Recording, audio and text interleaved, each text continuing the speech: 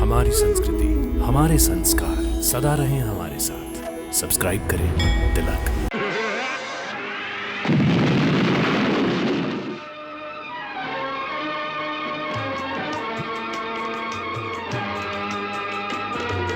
तीखे तीर गदा और फरसा कभू चलावत भिंदी पाल, कभू चलावत भिंदी पाल। मूसल मारे परित कभी छोड़े फेंके पाथर पेड़ उछाल, फेंके पाथर पेड़ उछाल। टस से मस नहीं होए महाभट,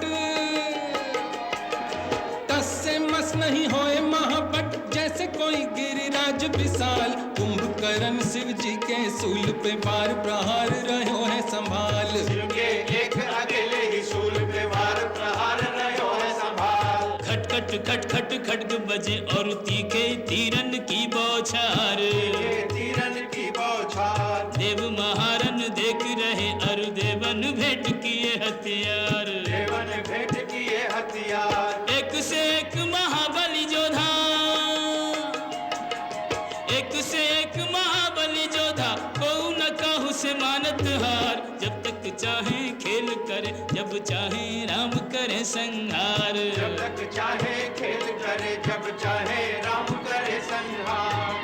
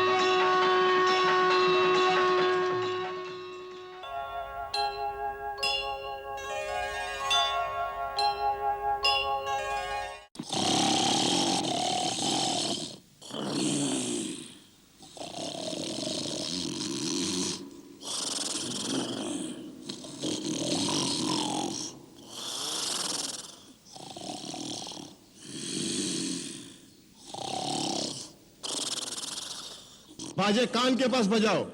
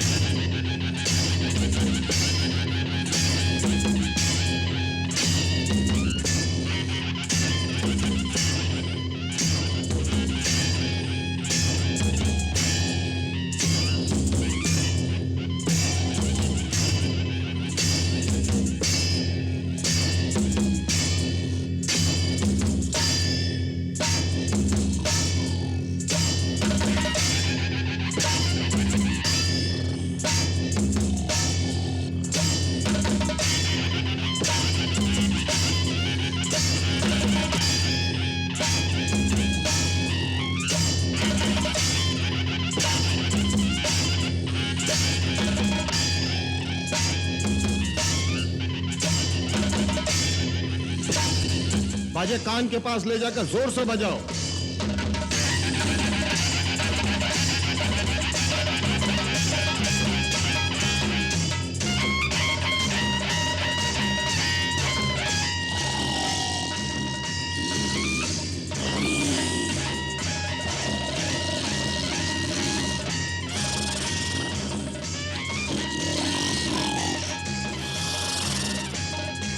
और जोर से।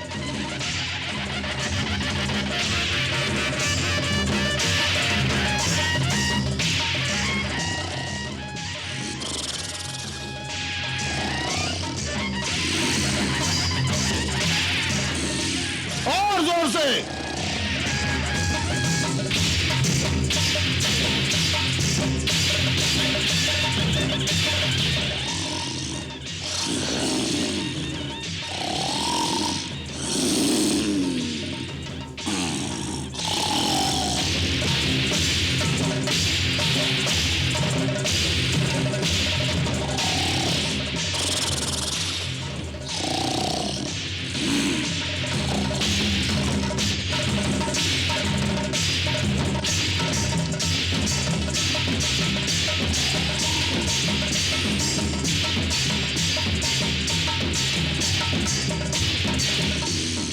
कोई लाभ नहीं।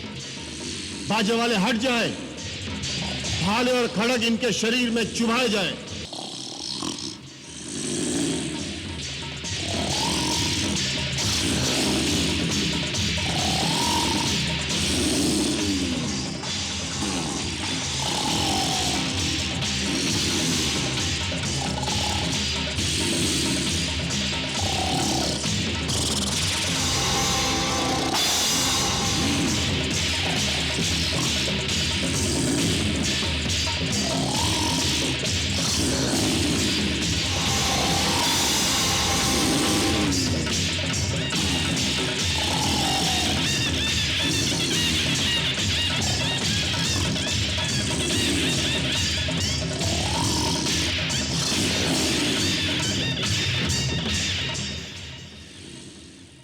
कोई असर नहीं। पेड़ और पत्थर लेकर आओ।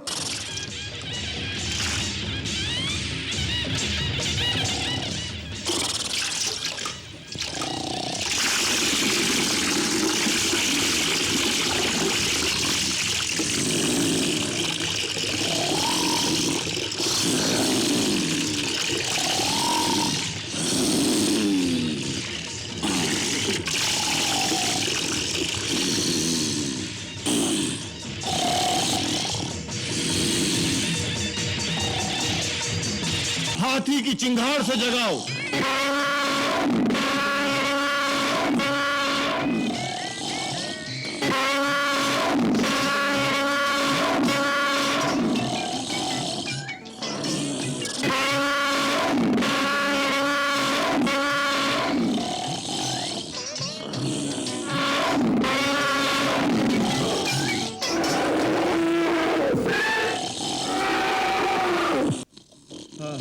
मैं तो थक गया हूं। मुझे तो बहुत जोरों से भूख लगी है। आई भूख। महाराज कुंभकर्ण के लिए भोजन का प्रबंध किया जाए। अवश्य उसकी सुगंध से महाराज उठ जाएंगे।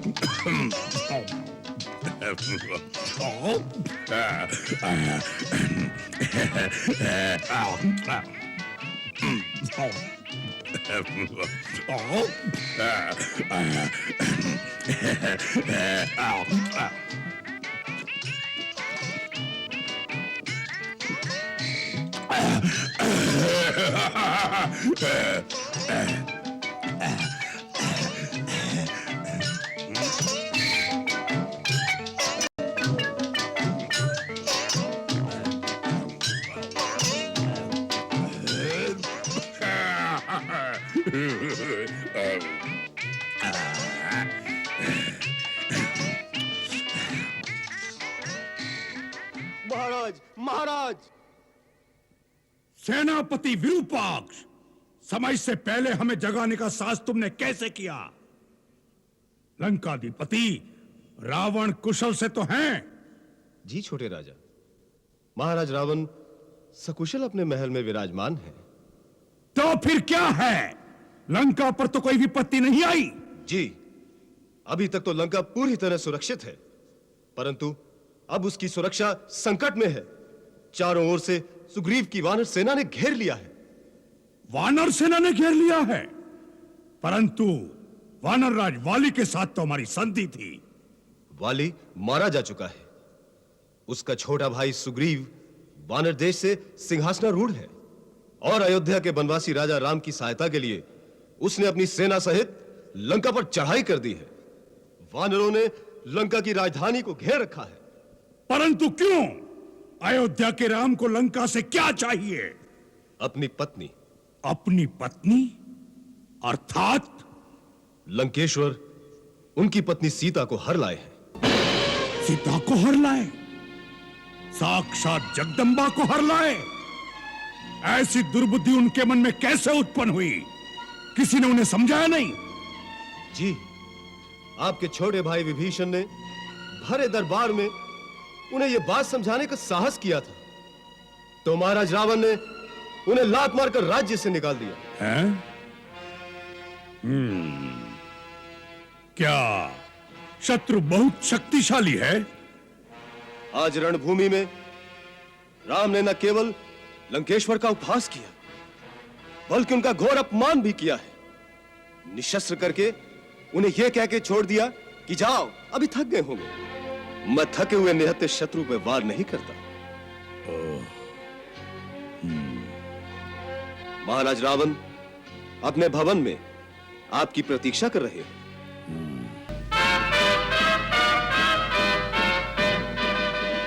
दीर्घायु भव। महाराज, मुझे जो विरूपाक्ष ने सुनाया है, क्या वह सत्य है कि इस समय वानर सेना ने लंका के गिर्द घेरा डाल दिया है और लंका पर संकट के बादल छाए हुए हैं? हाँ तात, इस समय लंका संकट में आ गई है, इसीलिए तुम्हें असमय में ही जगाया गया है, क्योंकि हम सब की आशा अब केवल तुम पर ही केंद्रित है। शत्रु ने अल्प समय में ही हमारे प्रमुख योद्धाओं को मार डाला है। जब तक समुद्र पार के दूसरे स्थानों से और राक्षस योद्धा सहायता के लिए नहीं आ जाते, तब तक इस बची खुची सेना से लंका की सुरक्षा करना बहुत कठिन दिखाई देता है। लंका का कोष भी खाली होने वाला है, इसलिए भी तुम्हारा युद्ध भूमि में जाना आवश्यक हो गया है। इंद्रजीत से कुछ नहीं हुआ? जब हम स्वयं राम से टक्कर नहीं ले सके, तो इंद्रजीत उसका सामना कैसे कर सकता था? इसलिए अभी तक हमने उसे युद्ध में नहीं भेजा है। आप स्वयं क्या रणभूमि में गए थे? हाँ, जब प्रहस्त और मकराक्ष भी मारे गए, तब हमने सोच लिया कि शत्रु ऐसे योद्धाओं से वश में आने वाला नहीं है। युद्ध लंबा होता जाएगा और लंका निवासियों का मनोबल दिन प्रतिदिन मंद होता जाएगा। इसलिए हमने निश्चय कर लिया कि हम स्वयं जाकर एक ही बार में शत्रु का समूल नाश कर दें। परंतु शत्रु इतना निर्बल नहीं निकला जितना हमने समझा था। उसने हमारे समस्त अस्त्रों को काटकर हमें निहत्था कर दिया। और सबसे बड़ी चोट तो उसने में तब पहुंचाई जब उसने उस अवस्था में हमारा वध नहीं किया। युद्ध में मरने से हमारी वीरता को दाग नहीं लगता, परंतु उसने हमें अपमानित करके वापस भेज दिया है। आज सारा संसार हम पर हंसता होगा, यहां तक कि सीता भी हमारा उपहास करेगी। अब हम कौन से गौरव के अहंकार को लेकर उसके सामने जाएंगे? कुंभकर्ण, मेरे भाई, इसलिए भी तुम्हारा युद्ध भूमि में जाकर उन वानरों और मानवों का भक्षण करना आवश्यक हो गया है। आज राक्षस जाति की लाज तुम्हारे हाथ में है। तुम्हें रावण के अपमान का बदला लेना है राम से।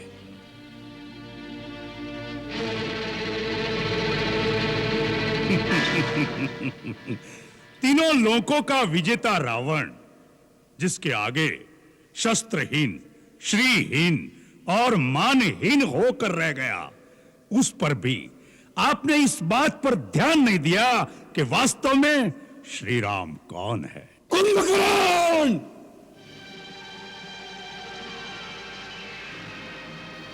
शत्रु को श्री लगाकर संबोधित मत करो। महाराज, आंखें बंद कर लेने से सूर्य का प्रकाश लोप नहीं हो जाता।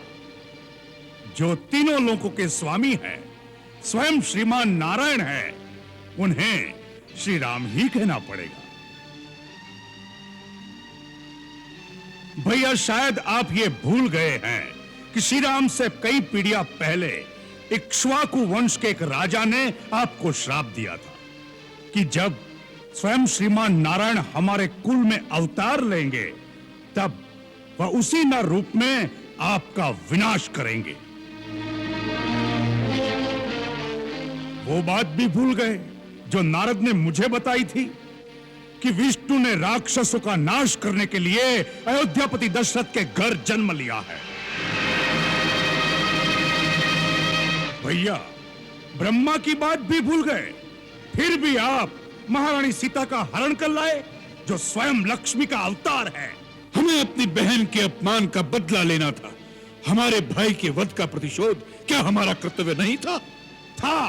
तो उस कार्य को वीरों की भांति करते। चोरों की भांति एक स्त्री का हरण करके क्या आपका मस्तक गौरव से ऊंचा हो गया है? सूर्पणखा मेरी भी तो बहन थी। आज मुझे जिस प्रकार उठाया है, उस दिन यह हीन कार्य करने से पहले मुझे जगाते तो मैं आपको बताता कि प्रतिशोध कैसे लिया जाता है।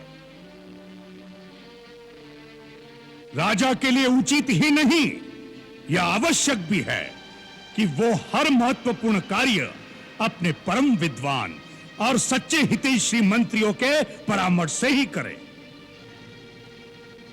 राजा को चापलूसों और ऐसे स्वार्थी मंत्रियों की बातों में नहीं फंसना चाहिए जो अपना निजी हित और अर्थ स्वार्थ के लिए राजा के साथ अपने देश को भी शत्रु के हाथों बेच सकते हैं।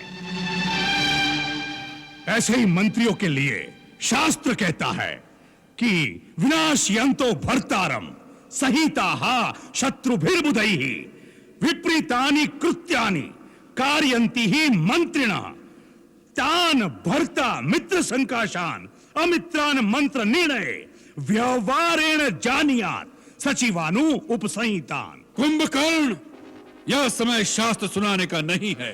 हर बात अपने अपने समय पर ठीक लगती है। यही तो मैं कहना चाहता हूं भैया कि आपने उचित समय पर उचित बात नहीं की। नीति कहती है कि पुरुष को धर्म, अर्थ और काम का सेवन उचित समय पर ही करना चाहिए। जैसे प्रातः काल धर्म का, मध्याह्न काल में अर्थ सेवन का और रात्रि में काम सेवन का विधान है। इन तीनों में भी धर्म श्रेष्ठ है। अतः जहां अर्थ और काम का सेवन धर्म विरुद्ध हो, वहां उन दोनों की उपेक्षा करके धर्म के अनुसार ही चलना चाहिए। सीता का हरण करते समय आपने धर्म और अधर्म की बात नहीं सोची। मंदोदरी भाभी और विभीषण की नीति और धर्मयुक्त बात नहीं सुनी। केवल अपनी काम वासना की पूर्ति का बहाना ढूंढा है आपने। इसी का यह फल है जो आज सारे लंकावासी भोग रहे हैं। एक गुरु या आचार्य की भांति हमें उपदेश सुनाना है तो जाओ, जाकर फिर से सो जाओ। हमें तुम्हारी कोई आवश्यकता नहीं है। यह समय है संकट का। इस समय तुम्हारा क्या कर्तव्य है, वही बात करो। मान लिया हमने भ्रम से नारायण को नहीं पहचाना, मान लिया अपने चित्त के मोह में एक स्त्री का हरण कर लिया, मान लिया अपने गौरव और अहंकार में हमने किसी का परामर्श नहीं सुना। इन सब बातों की चर्चा करने से इतिहास पीछे नहीं मुड़ जाएगा। जो बीत गया बुद्धिमान उसका शोक नहीं करते, भविष्य की चिंता कर्मयोगी नहीं करता। इस समय इस क्षण क्या करना है उसका ही निश्चय आवश्यक हो जाता है। तो निश्चय कर लो कि तुम्हारा अपनी जाति के प्रति, अपने भाई के प्रति कुछ कर्तव्य है या नहीं। तुम हमें शास्त्र सुना रहे थे। अरे शास्त्र में तो यह भी लिखा है कि यदि भाई ने कोई पाप भी किया हो, वह अपराधी भी हो, तब उस संकट में जो उसका साथ दे वही भाई कहलाने योग्य होता है।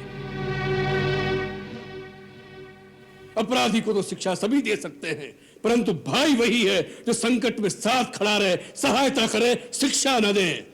ससुहृदयो विपन्नार्थम दीनमभ्युपद्यते सबंधुर्यो अपनितेषु सहायायोपकल्पते। सोच लो, रावण के कारण ही सही, परंतु रावण के साथ राक्षस जाति का विनाश हो जाए, यह तुम्हें स्वीकार है या नहीं? तर्क का समय नहीं है।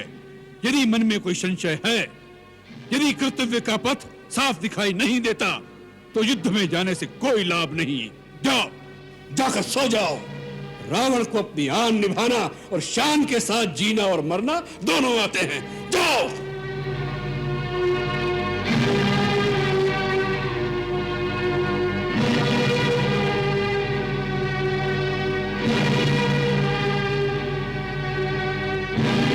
भैया, आपने मुझे ठीक प्रकार से समझा नहीं।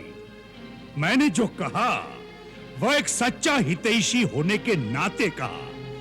वो मेरा अधिकार भी था और कर्तव्य भी। इस समय मुझे क्या करना है उसके बारे में न मेरे मन में कोई शंका है, न मेरे पथ पे कोई अंधकार। मैं तो छोटा भाई हूं और छोटे भाई का एक ही धर्म है, जब तक वो जीवित है और स्वस्थ है तब तक बड़े भाई को कोई भी कष्ट नहीं होना चाहिए। उसके जीते जी यदि बड़े भाई को चिंता रहे या वो संकट में आ जाए तो छोटे भाई पर धिक्कार है। छोटा भाई मित्र भी है और सेवक भी है।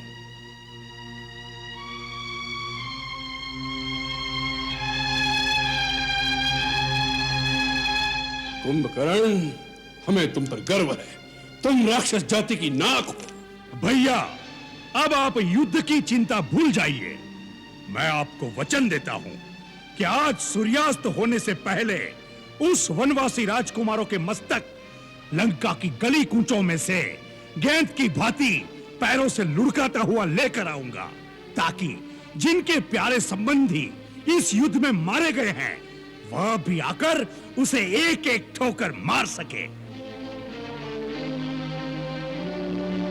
यदि मैं जीवित रहा तो आज रात को लंका में विजय का उत्सव होगा। परंतु क्या? परंतु भैया, सबकी बात सच निकली और वो सचमुच भगवान है तो भी मैं पीठ नहीं दिखाऊंगा। अपने भाई की आन के लिए रणभूमि में लड़ता हुआ मर जाऊंगा, यह मेरा वचन है। मृत्यु की बात ही मन में क्यों लाते हो कुंभकर्ण? तुम अवश्य विजयी होगे। हम सेना नायक को आदेश देते हैं कि तुम्हारे साथ जाने के लिए चतुरंगी सेना तैयार की जाए। नहीं भैया, मुझे सेना की कोई आवश्यकता नहीं। रणभूमि में मैं अकेला ही जाऊंगा। मेरे हाथ में केवल शिव का त्रिशूल होगा। उनकी आधी सेना तो मेरे पांव के नीचे कुचल जाएगी। भैया, मुझे आज्ञा दीजिए और आशीर्वाद दीजिए कि मेरे कारण आपका गौरव और बढ़े। भैया, एक प्रार्थना करूं? कहो। यदि मैं रणभूमि में मारा गया तो समझ लेना फिर उन्हें कोई नहीं जीत सकता। तब श्री राम को भगवान मानकर उनकी शरण में चले जाइएगा, जिससे हमारा कुल समूल नष्ट होने से बच जाए और आपका राज अकंटक हो जाए।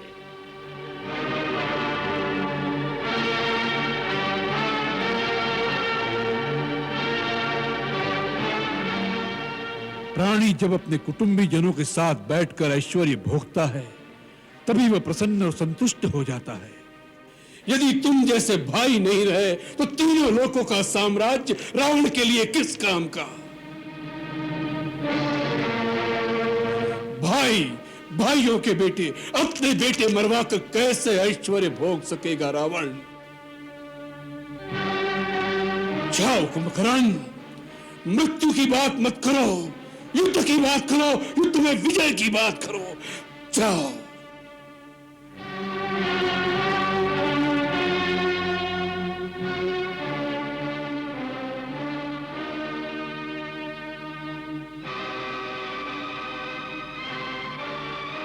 भैया, मुझे आशीर्वाद दीजिए।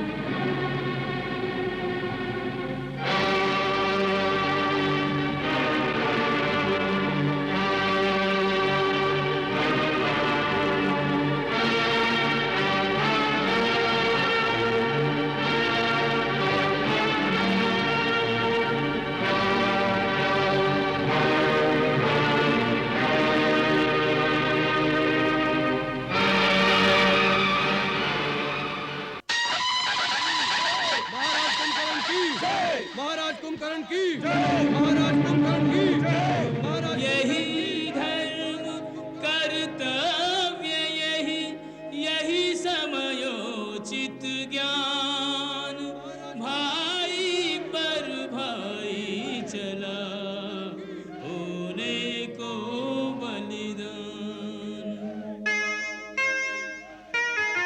रणवीर मदमाता चला, भुजदंड लहराता चला, रणवीर मधुमाता चला, कंपित धरा पदभार से, नभ गूंजता हुंकार से, नभ गूंजता हुंकार से। सेना में भगदड़ मच गई, भयभीत हो भागे सभी। ये कौन भीषण काय है, पग पग जो बढ़ता आए है। ये कौन भीषण काय है, इस ओर बढ़ता आए है। ये क्या रावण ने कोई मायावी रूप धारण किया है? नहीं, ये रावण नहीं। तो कौन है? कुंभकर्ण, रावण का छोटा भाई, मेरा अग्रज। तो क्या इतना विशाल शरीर इसे वरदान में मिला था? नहीं, ये जन्म से ही ऐसा है। बाल्यकाल से ही इसके शरीर में अतुल बल था। ये एक दिन में इतना भोजन खा जाता था जितना कई नगरों के प्राणी मिलकर भी नहीं खा सकते। ब्रह्मा जी को चिंता थी कि ये अगर जीवित रहेगा तो सारे संसार का अन्न समाप्त कर देगा। फिर हम तीनों ने मिलकर घोर तपस्या करके ब्रह्मा जी को प्रसन्न कर लिया।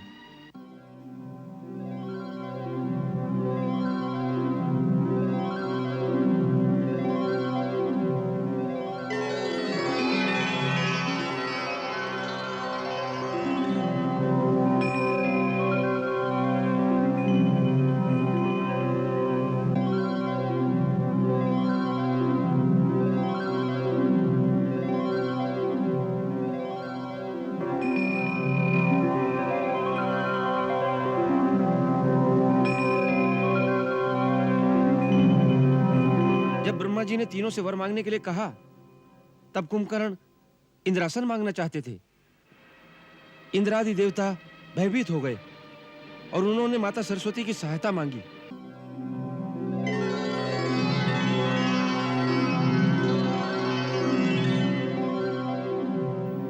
माता, मेरी रक्षा करो। कुंभकर्ण घोर तपस्या करके ब्रह्मा जी से वरदान में इंद्रासन प्राप्त करना चाहता है। आप उसकी जीवा पर वास करके उसे इंद्रासन के बदले निद्रासन बुलवाने की कृपा करें। वर मांगते समय देवी सरस्वती उनकी जिह्वा पर बैठ गई।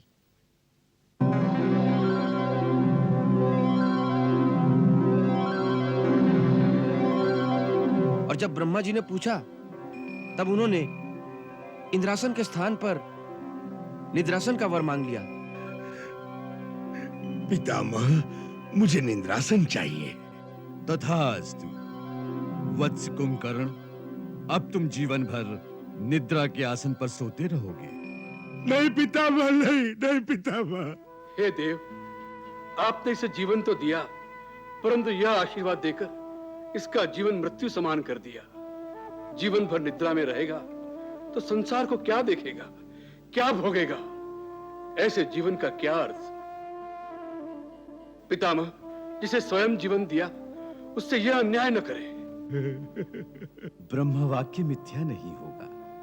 फिर भी दशानन, तुम्हारे भ्रातृ प्रेम से द्रवित होकर हम कुंभकर्ण को केवल एक दिन जागने का अवसर प्रदान करते हैं। 6 मास तक गहरी निद्रा में लीन रहेगा। केवल एक दिन के लिए जागेगा और फिर 6 मास के लिए सो जाएगा।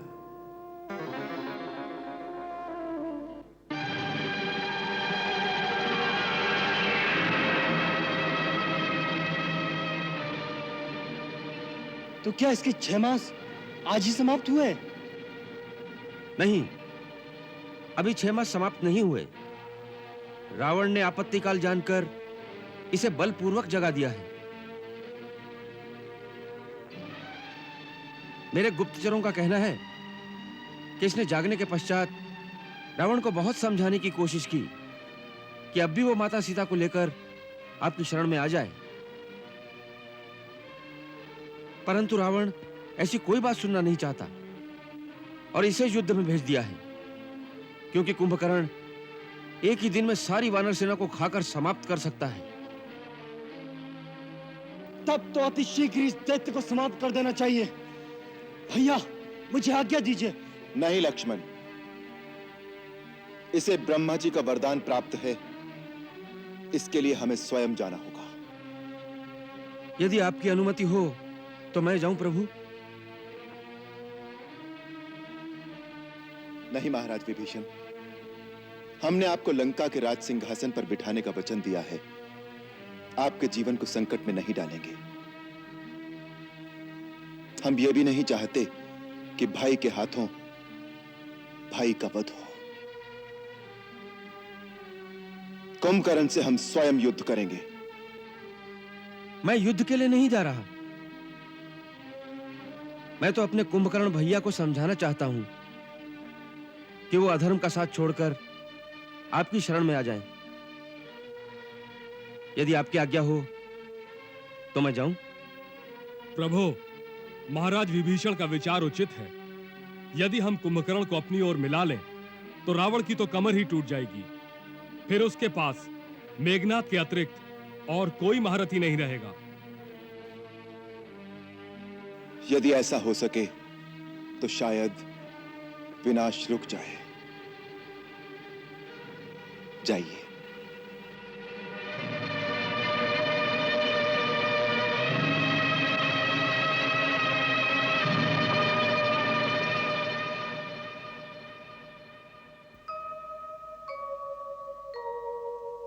धर्मज्ञ विभीषण चाहे निज भाई को समझाए।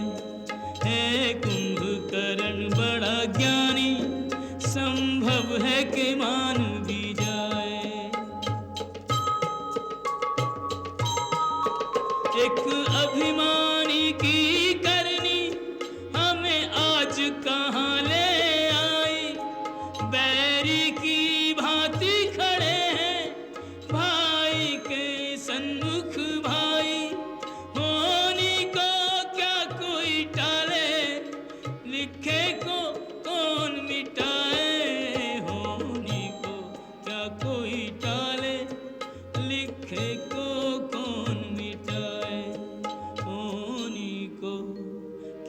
कोई टाले, लिखे को कौन मिटाए।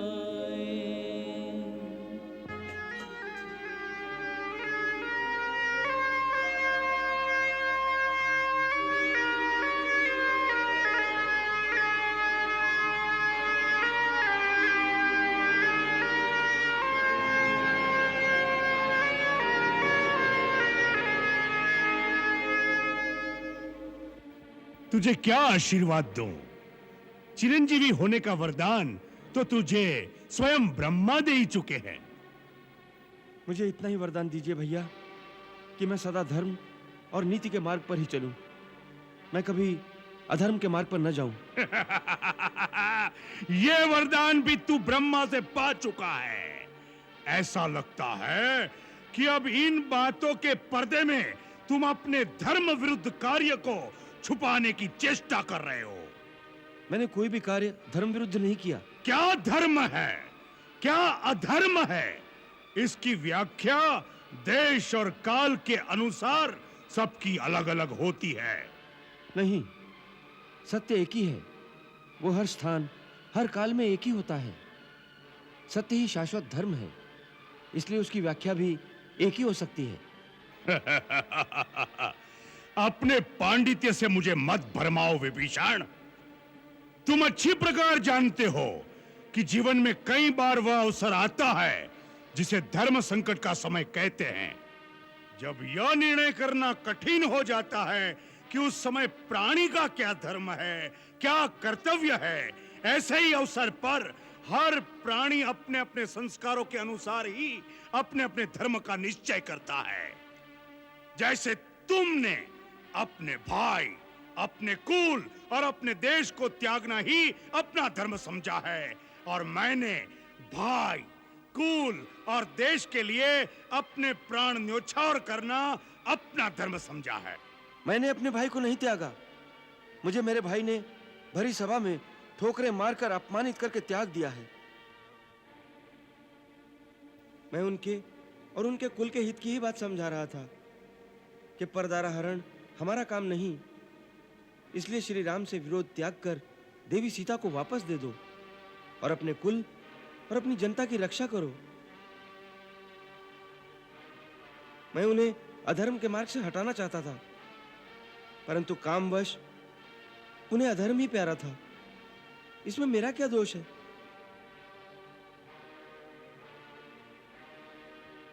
विभीषण, यदि शरीर में कोई दोष, कोई रोग भी आ जाए तो अपनी भुजा अपने शरीर का त्याग नहीं कर देती। भाई भाई की भुजा होता है। तूने भैया से अलग होकर उनकी एक भुजा काट दी। यदि पराजय हुई तो इसकी पराजय का कारण तू होगा, तू। नहीं, मैं उनकी पराजय की नहीं, उनकी विजय की बात समझा रहा था।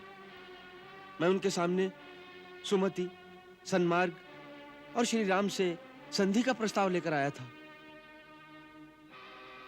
मैं इस समय यह प्रस्ताव आपके सामने भी लेकर आया हूं। भैया, लंका का जो राज्य श्री राम ने मुझे प्रदान किया है, वो राज्य मुझे नहीं चाहिए। वो राज्य मैं आपको समर्पण करता हूं।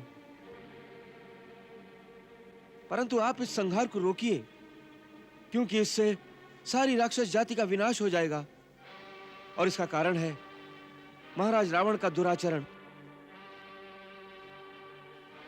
आप भी तो इस दुराचरण से सहमत नहीं हैं भैया? बोलिए। हाँ, मैं उनसे सहमत नहीं हूं। तो फिर हमारी ओर आ जाइए। दुष्कर्म और दुराचार के लिए अपने बंधु को भी दंड देना अधर्म नहीं है। यदि इस समय आप उनका साथ छोड़ देंगे तो संभव है वो स्वयं ही सीधी राह पर आ जाएं। भैया, इस समय यही आपका धर्म है।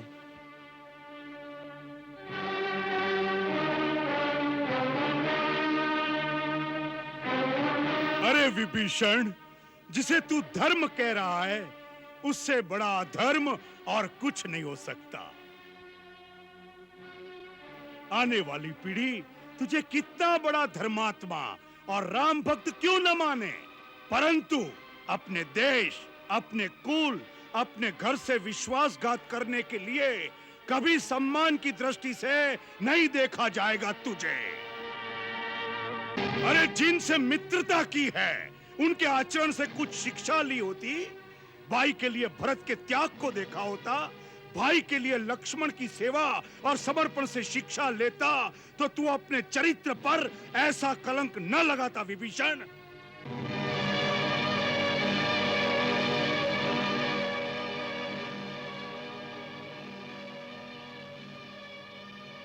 भरत और लक्ष्मण के चरण चिन्हों पर चलने के लिए श्री राम जैसा आदर्श और मर्यादा पुरुषोत्तम भाई भी होना चाहिए।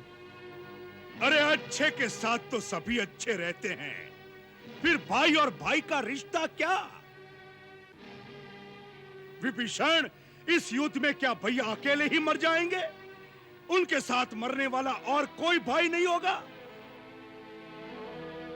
अरे दृश्य तो वह होगा कि जहां रावण का मृत शरीर होगा, उसके चारों ओर उसके भाइयों, उसके पुत्रों के मृत शरीर उसकी शोभा बढ़ा रहे होंगे, जिसे देखकर देवता भी मस्तक झुका देंगे। जाओ विभीषण, अपने स्वामी राम को सावधान कर दो। अब सामना खर और दूषण से नहीं, त्रिशिरा और वाली से कपट युद्ध नहीं, सामना आज अजय पर्वत के समान अभेद्य कुंभकर्ण से है, जिसकी हुंकार से विधाता ब्रह्मा भी थर्रा उठा था। कुंभकर्ण इस बात की वह चट्टान है जिससे टकराकर उनके बाणों की नोक टेढ़ी होकर उन पर ही प्रहार करेगी। तीर, तलवार, गदा और भाले टूट-टूट कर गिर जाएंगे। उसने असुरों के नाश का संकल्प लिया है, तो आज कुंभकर्ण भी राम का सिर ठोकरे मारता हुआ अपने लंकेश के चरणों तक ले जाने का पण ठान कर आया है।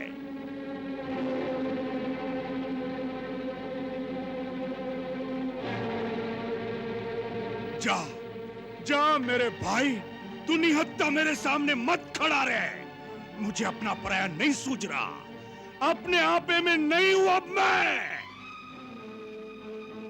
इस समय मौत मेरे सिर पर तांडव मचा रही है, मरने मारने के सिवा कुछ सूझ नहीं रहा।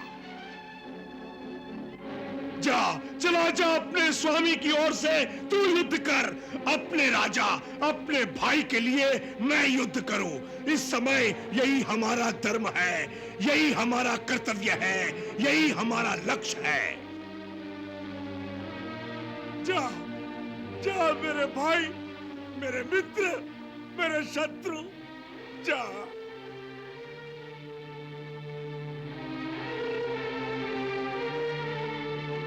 जा, चला जा विभीषण, चला जा।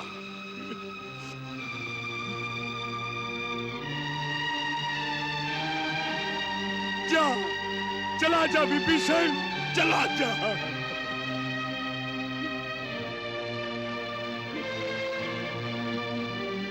विभीषण, मेरे भाई,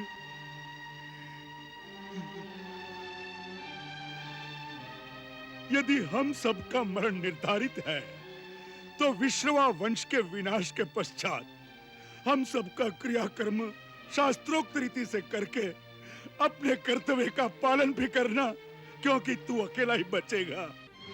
महाराज विभीषण, क्या हुआ? कुंभकर्ण नहीं माने। उन्हें अपने कुल की आन पर बहुत गर्व है।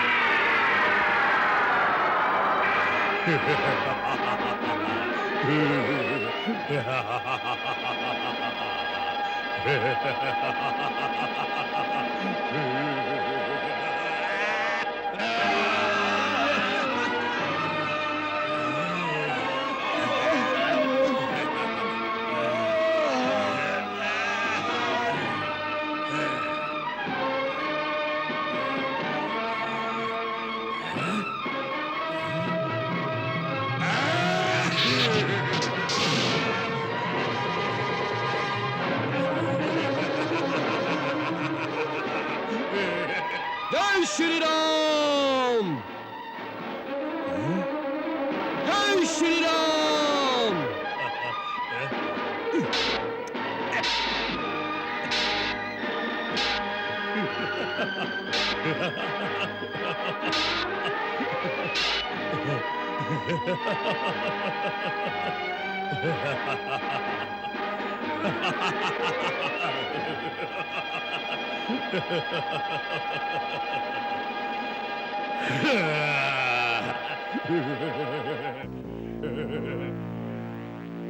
परम बलशाली दिखाई देते हो वानर।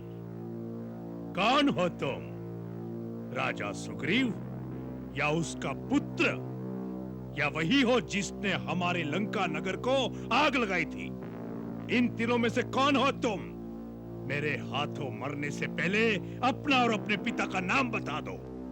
मेरे पिता का नाम सुनोगे तो ये अहंकार से उठा हुआ मस्तक लज्जा से झुक जाएगा। जिस महाराज बाली ने तुम्हारे बड़े भाई महापराक्रमी रावण को कई दिनों अपनी पूंछ में बांध रखा था, मैं उसी महाबली का पुत्र अंगद हूं। वही अंगद जिसे अपने पिता के हत्यारे की सेविकाएं करते लज्जा नहीं आती? अपने पिता का नाम तुमने बहुत उजागर किया है। जब तक जियोगे संसार निंदा करता रहेगा। मैं तुम्हें मारकर आज उस निंदा से मुक्ति दिलाऊंगा।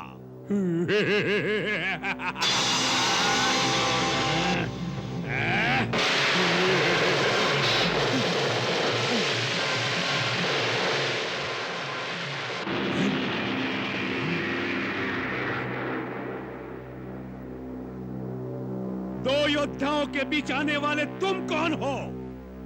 ये वानर साम्राज्य के युवराज अंगद हैं। इनकी रक्षा करना मेरा कर्तव्य है। तुम राजा सुग्रीव हो? नहीं, मेरा नाम हनुमान है। हनुमान तो तुम ही हो लंका का संहार करने वाले। आज कुंभकर्ण तुम्हारी सेवा का पारितोषिक तुम्हें देगा। पारितोषिक तो तब दोगे जब मेरे हाथों जीवित बचोगे।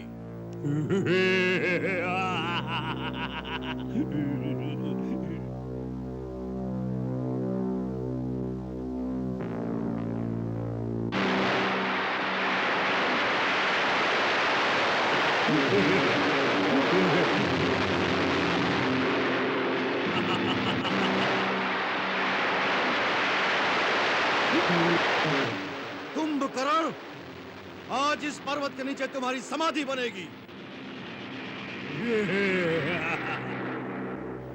मैं तुम्हें इसका भी अवसर देता हूं। अपने मन की इच्छा पूरी कर लो हनुमान, और मैं वचन देता हूं कि यदि मैं इस शिला के आघात से तनिक भी विचलित हुआ तो अपनी हार मानकर नगर में वापस चला जाऊंगा। फिर कभी युद्ध भूमि में नहीं आऊंगा। फेंको, फेंको अपनी पूरी शक्ति के साथ, फेंको।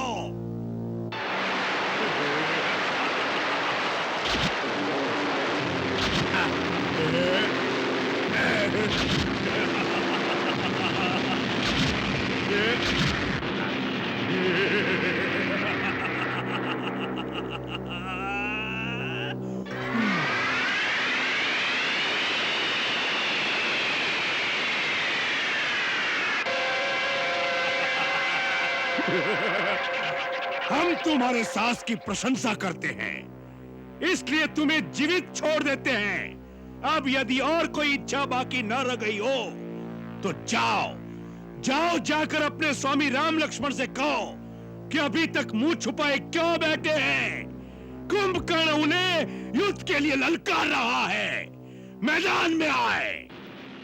भैया, ये ललकार मुझसे सही नहीं जाती। अब मुझे आज्ञा दीजिए, यह हमारी सारी सेना का नाश कर देगा। जाओ लक्ष्मण।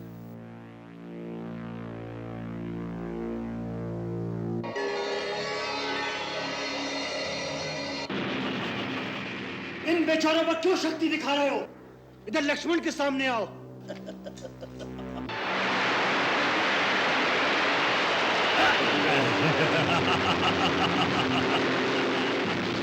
लक्ष्मण, अकेले ही आए हो?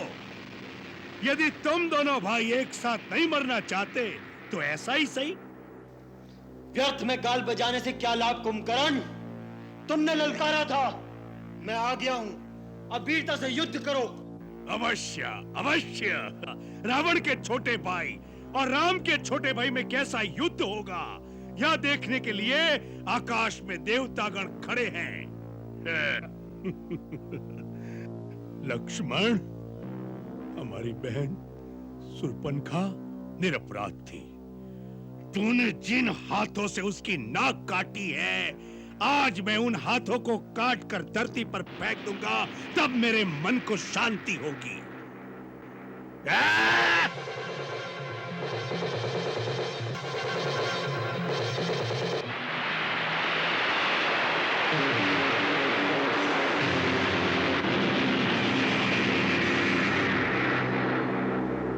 इस अस्त्र को केवल शिव ही काट सकते थे, आज तुमने काटा है। हम तुम्हारी प्रशंसा करते हैं, परंतु अब इस अस्त्र को नहीं तोड़ पाओगे।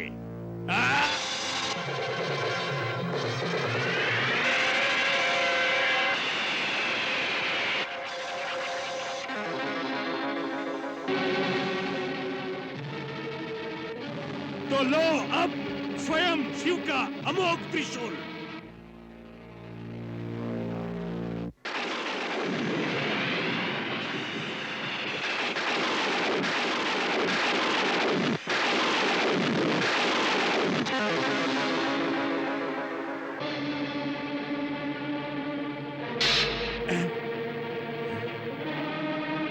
कौन हो तुम?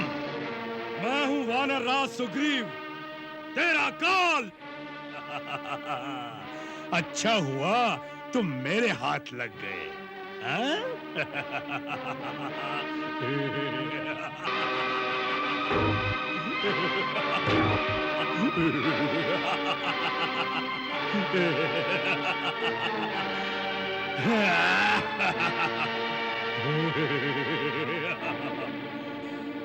अच्छा हुआ तुम मेरे हाथ लग गए। चलो वानरराज, तुम्हें ले जाकर महाराज रावण के चरणों में डाल दूंगा। तुम्हें छुड़ाने के लिए तुम्हारी सेना को हथियार डाल देने पड़ेंगे। चलो। प्रभु, कुंभकर्ण यदि महाराज सुग्रीव को लंका ले गया तो समस्त वानर सेना अपने राजा के बिना हताश हो जाएगी।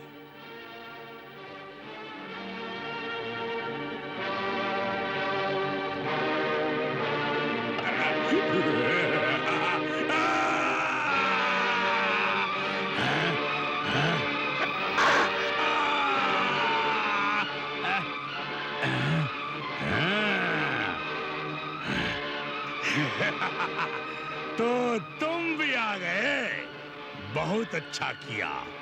मैं केवल तुम्हारी प्रतीक्षा कर रहा था। मैंने तुम्हारे अनुज को बालक समझकर छोड़ दिया। हनुमान और सुग्रीव के प्राण भी नहीं लिए, क्योंकि इन छोटे मोटे वानरों को मारने से मुझे क्या यश मिलता। मैं केवल तुम्हारी प्रतीक्षा में अब तक घूम रहा था, बार बार चुनौती दे रहा था कि उसे सुनकर शायद तुम्हारी रगों में क्षत्रिय लोग फड़क उठे और तुम उसी प्रकार मेरे सामने आ जाओ जैसे यम के पुकारने पर जीवात्मा शरीर से बाहर आ जाती है। ये समझ लो कि तुम स्वयं चलकर मृत्यु के देवता के सामने आ गए हो। मैं मृत्यु के देवता को साक्षात देख रहा हूं, जो इस प्रतीक्षा में खड़े हैं कि कब मेरे बाणों से तुम्हारा मस्तक कटे और वो तुम्हारे प्राणों को लेकर यमलोक चले जाए। इसका निर्णय तो अभी हो जाएगा कि कौन यमपुरी जाएगा। इसका निर्णय तो उसी समय हो गया था जब तुमने विभीषण के परामर्श को ठुकराकर हमारी शरण में आना स्वीकार नहीं किया। हमने तभी समझ लिया था कि तुम्हारे पापों का फल अभी बाकी है, जिसके कारण तुम मुक्ति के द्वार तक आकर भी मृत्यु के द्वार की ओर मुड़ गए। मृत्यु का द्वार देखना चाहते हो तो या लो।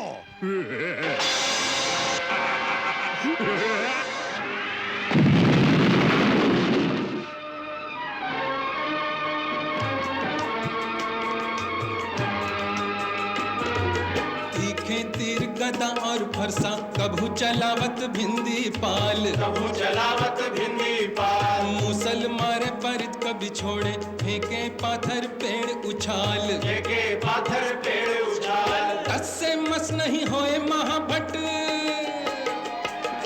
टस से मस नहीं होए महाभट जैसे कोई गिरिराज विशाल। कुंभकर्ण शिव जी के सूल पे बार प्रहार रहो है संभाल, शिव के एक अकेले ही सूल पे बार प्रहार रहो है संभाल। खटखट खटखट खड्ग बजे और तीखे तीरन की बौछार, तीरन की बौछार। देव महारन देख रहे अरु देवन भेंट किए हथियार, देवन भेंट किए हथियार। एक से एक महाबली जोधा,